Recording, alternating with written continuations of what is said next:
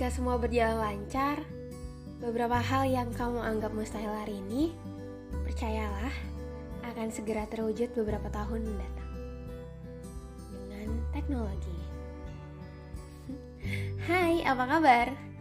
Semoga dalam keadaan sehat ya. Buat kamu yang saat ini dengerin aku, kenalin, aku Mira Diantika, mahasiswi UPN Veteran Yogyakarta. Gak kerasa ya, udah hampir 2 tahun lamanya pandemi ini. Tahun 2021 merupakan era perubahan yang besar dan mendadak karena pandemi COVID-19. Seperti yang kita ketahui, sektor pendidikan adalah salah satu yang ngalamin dampaknya. Kegiatan belajar mengajar yang biasanya kita lakuin tatap muka, kini berganti menjadi kegiatan daring. Banyak ketidaksiapan terjadi karena dalam waktu yang singkat, para pendidik, guru, atau dosen harus menyesuaikan diri dengan teknologi yang tersedia. Sehingga tentunya menguras banyak energi mereka dong. Di sisi lain nih, kita sebagai peserta didik juga pastinya ngalamin kebosanan dong karena metode pembelajaran yang kurang efektif. Ayo, di sini siapa yang suka malas-malasan kalau lagi kuliah online? Suka off cam? Suka rebahan mungkin? Paham kok, paham. Memang daring membuat siswa muda bosan.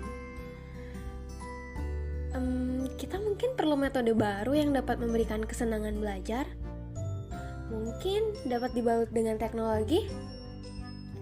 Nah, di sini aku mau kenalin ke kalian sama yang namanya VR. Salah satu solusi bagi tenaga pendidik dan peserta didik adalah dengan menggunakan teknologi virtual reality sebagai media pembelajaran. Anyway, virtual reality adalah teknologi yang dapat berinteraksi dengan suatu lingkungan yang disimulasikan dengan komputer. Dalam teknisnya nih, virtual reality digunakan untuk menggambarkan lingkungan 3 dimensi yang dihasilkan oleh komputer dan dapat berinteraksi dengan seseorang. Dengan memanfaatkan media virtual reality ini, tentu akan membuat pembelajaran lebih menarik, inovatif, dan memberikan imajinasi lebih bagi siswa dalam belajar loh guys. VR mentransformasi cara belajar yang lebih banyak mencatat dan mendengar menjadi sebuah audiovisual. Dan inovasi yang ditawarkan ini adalah caranya mendeliver materi audiovisual secara holistik melalui unsur experience, di mana VR memberikan inovasi ke first point of view dalam merasakan audiovisual. Menarik banget gak sih?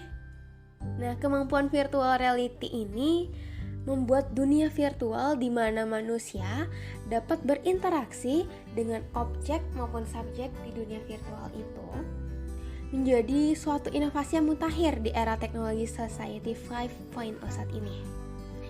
Teknologi ini dapat mempermudah manusia dalam mempelajari sesuatu karena efek 3 dimensi yang dihasilkannya.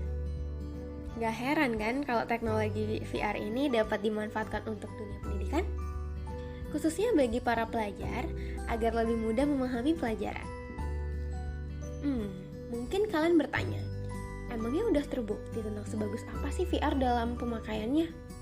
Tenang-tenang, for your information, sudah ada loh penelitian dilakukan oleh FYUD dan teman-teman pada tahun 2017.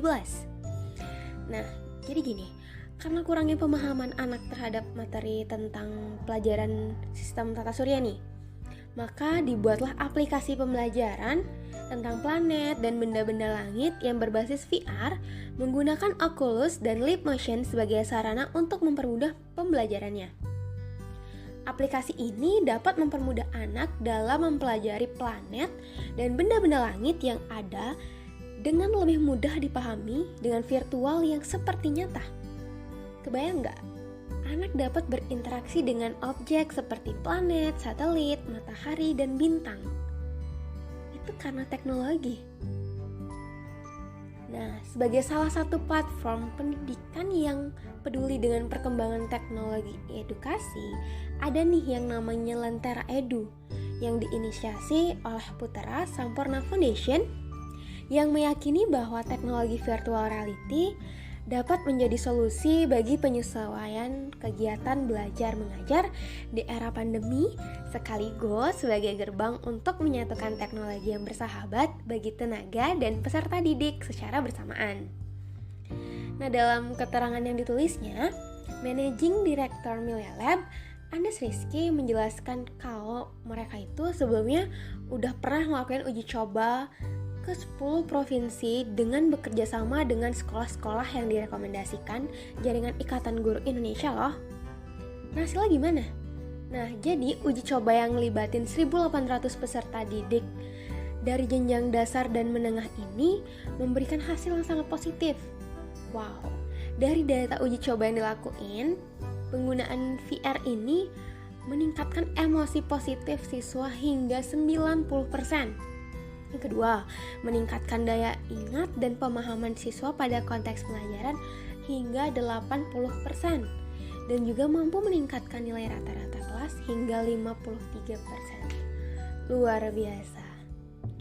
Bisa jadi ini menjadi satu kekuatan yang dapat membuka gerbang pendidikan Indonesia ke langkah yang lebih hebat lagi.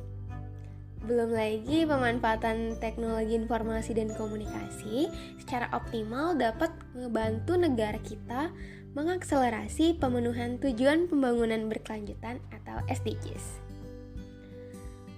Guru dan teknologi adalah katalisator yang dapat mempercepat upaya perubahan. Disinilah peran guru sebagai penggerak transformasi untuk menciptakan inovasi pembelajaran melalui pengembangan media belajar berbasis virtual reality. Bener nih kata Michael Gagliano, technology makes what was once impossible possible. The design makes it real. Teknologi membuat apa yang tadinya mustahil menjadi mungkin. Desainnya membuat nyata. Asik juga ya kalau dipikir-pikir. Pada saat ini anak-anak muda dituntut untuk lebih kreatif dalam menemukan inovasi-inovasi baru di berbagai bidang. Karena para pemuda adalah calon pemimpin masa depan. Kalau kita belum bisa ngelakuin hal-hal besar untuk ngembangin teknologi informasi dan komunikasi, kita bisa ngelakuin langkah kecil. Seperti memperkenalkan VR, contohnya kepada masyarakat yang masih kurang akrab dengan teknologi. Karena VR sendiri selain memiliki fungsi yang penting di pendidikan, masih memiliki manfaat yang banyak banget di bidang-bidang tertentu. Sudah saatnya yang muda yang berkarya, memaksimalkan penggunaan teknologi informasi dan komunikasi untuk kemajuan bangsa di segala bidang dan terus berpikir kreatif untuk menemukan inovasi baru. Ayo bersama kita membangun Indonesia.